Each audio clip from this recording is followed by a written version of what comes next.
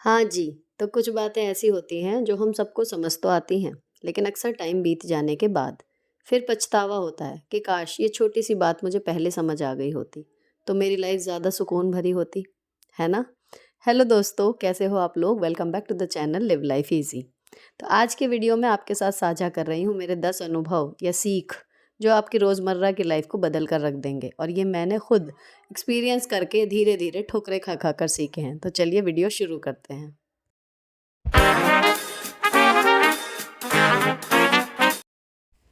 सबसे पहली बात मूड की। अगर मूड ख़राब हो ना तो कम से कम चॉइसेस ख़राब मत करो। जैसे फ़ोन या फिर बाहर का खाना या फिर कोई भी एडिक्शन। क्योंकि अगर ऐसा करोगे तो आज सिर्फ़ मूड ख़राब है, कल शरीर ख़राब हो जाएगा और आगे चलकर पूरी लाइफ़ डिस्टर्ब होगी। ख़राब मूड को सही किया जा सकता है घर के खाने, एक्सरसाइज़, डांस या कुछ भी क्रिएटिव करके। तो आगे से मूड ख़राब हो ना तो ये शॉर्टकट याद रखना। अब दूसरी चीज़ आती है कि मूड ख़राब होता क्यों है? इसी को थोड़ा और इंटेंस करें तो दर्द, पेन हमें क्यों होता है? आप सोच के देखना ये सारा उन चीज़ों की वजह से होता है जो हमारे वश में ही नहीं होती। सारी नेगेटिव वही परिस्थितियाँ हमें लगती हैं जो हमारे कंट्रोल में है ही नहीं। तो हम उनमें कुछ कर नहीं सकते। लेकिन अच्छी बात ये है कि हमारे पास एक अधिकार हमेशा होता है कि हम उन पर रिस्पॉन्ड कैसे करें। और उसी अधिकार का यूज़ करके हम इस चीज़ से बच सकते हैं। जितना हम खुद को दुखी पा रहे हैं ना इस टाइम, उसका आधा हो जाएगा अगर हम अपने रिस्पॉन्ड को कंट्रोल कर लें। तो हमें इतना मैच्योर होना ही होगा, ये समझ पाएँ कि हर सिचुएशन हमारा रिएक्शन डिज़र्व नहीं करती। और जब आप हर दूसरी सिचुएशन पे रिएक्शन देना बंद कर दोगे, तो आप देखोगे कि आपकी जो मेंटल पीस है ना, वो कई गुना बढ़ गया है और आपका जो दर्द था ना, जो आप परेशान हो रहे थे हर दूसरी चीज़ से, वो आधी हो गई हैं। ट्राई करके देखना। रिएक्शन हम दे रहे हैं, उसे कोई और निकाल नहीं सकता जब तक हम अपनी तरफ से परमिशन ना दें। थर्ड पॉइंट आता है कि जो हम कर चुके हैं अब उसको क्या करें। जीवन में गलतियां देखो सबसे होती हैं, छोटी बड़ी, उसमें दिक्कत नहीं है। दिक्कत वहाँ शुरू होती है जब हम सेम गलती रिपीट करते हैं, उनसे सीखते नहीं। अब ये चीज़ हर जगह अप्लाई होती है, चाहे वो काम में हो, घर में हो, सेहत में हो या रिश्तों में हो, है ना?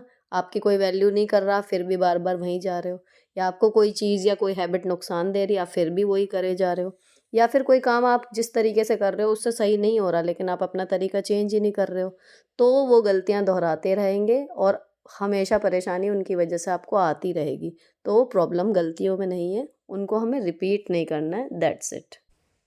अब जब गलतियाँ हो जाती हैं ना, तो फिर लोग हमें ब्लेम भी करेंगे, हमारी गलतियाँ गिनवाएँगे भी।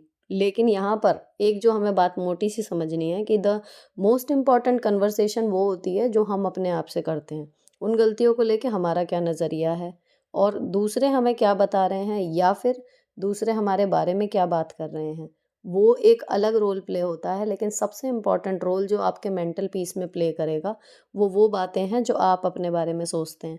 अगर आपको लगता है कि आप दुनिया की सबसे अच्छी क्रीचर हैं, तो आप वैसे ही बन जाएँगे और अगर आपको लगता है कि आप गुड फॉर नथिंग हैं, तो आप वैसे ही बन जाएँगे। तो मोस्ट इम्पोर्टेंट चीज़ वही होती है कि जो आप अपने बारे में सोच रहे हो ना, काफ़ी हद तक आप वैसे ही बन जाते हो, दूसरे के कहने या ना कहने से बहुत कम फ़र्क पड़ता है।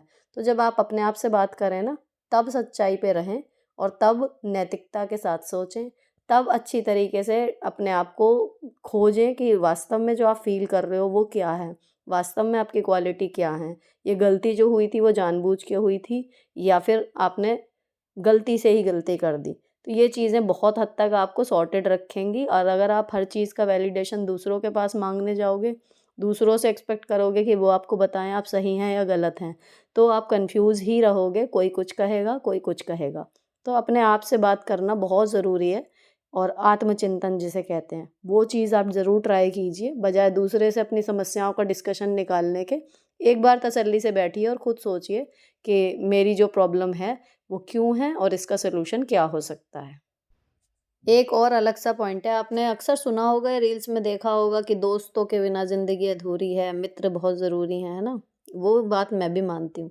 लेकिन यहाँ पर एक एक्सेप्शन है इस बात में कि झूठे दोस्त होना या केवल आपका कहना चाहिए सामने से दोस्त हैं पर कहीं न कहीं अंदर से ईर्ष्या वग़ैरह है और आपको आगे बढ़ने के लिए सबसे बड़ी बात मोटिवेट नहीं कर रहे अगर, ऐसे दोस्तों से ज़्यादा अच्छा बिना किसी दोस्त के रहना है। दोस्ती एक बहुत बड़ा शब्द है, हर कोई डिज़र्व नहीं करता। आपने ऐसे फेक दोस्त बना लिए ना, तो वो बजाय आपको खुश रखने के, आपका दिल हल्का करने के, रोज़ एक नया अखाड़ा आपकी लाइफ में जोड़े रखेंगे और आप उन्हें ही सुलझाते रह जाओगे कि अब इसने ये कहा, उसने वो कहा, इसको बुरा लग गया और इसको अच्छा लग गया। समझ रहे हो? तो एक मेंटल पीस तो आपका यहाँ मेंटेन हो जाएगा अगर आप फालतू और फेक दोस्त जो हैं, जो सो कॉल्ड दोस्त हैं, उनको ईमानदारी से देखो और कट ऑफ कर दो अपनी लाइफ से। आपकी लाइफ ना बहुत शांत हो जाएगी, बिलीव कीजिए।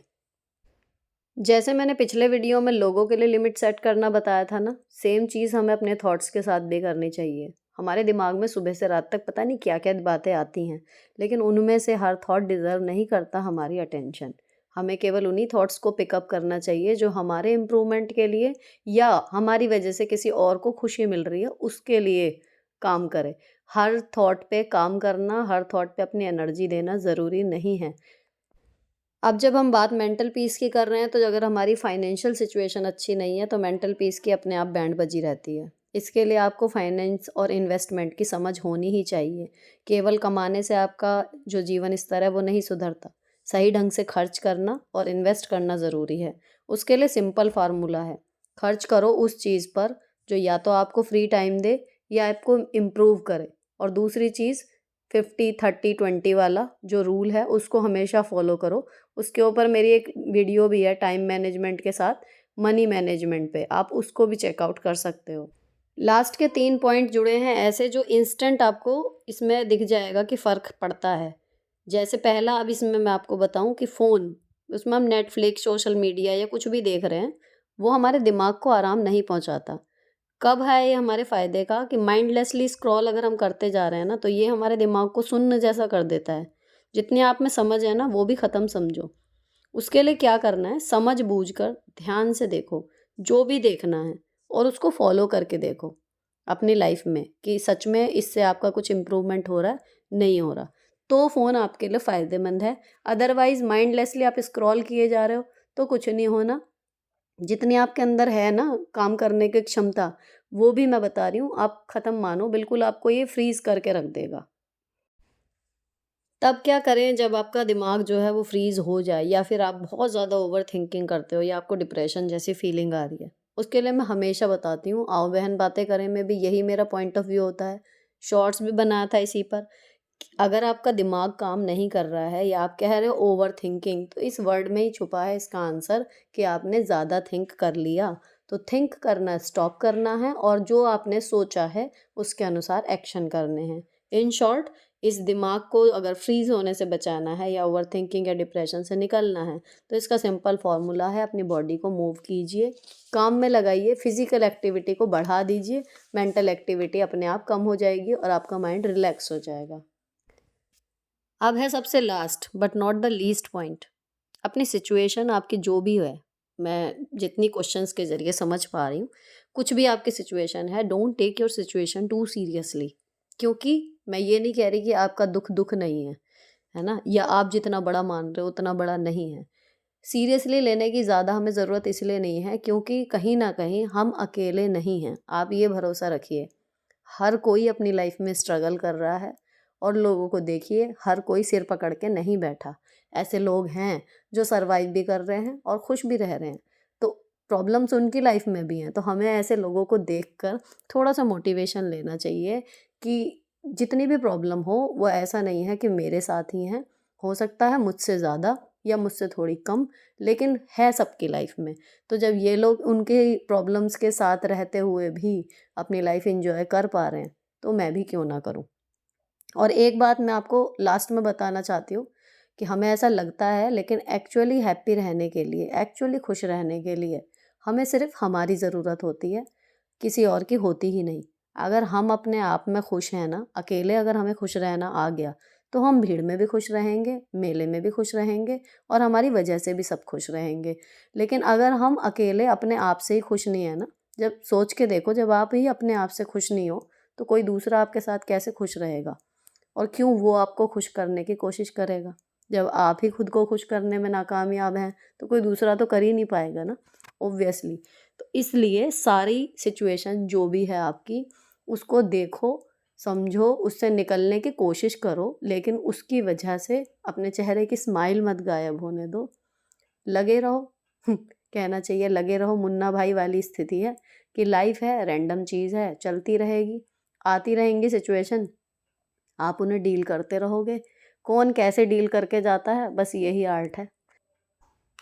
तो यहाँ पर ख़त्म होता है जी ये, कहना चाहिए आओ बहन बातें करें जैसा ही एक छोटा सा व्लॉग।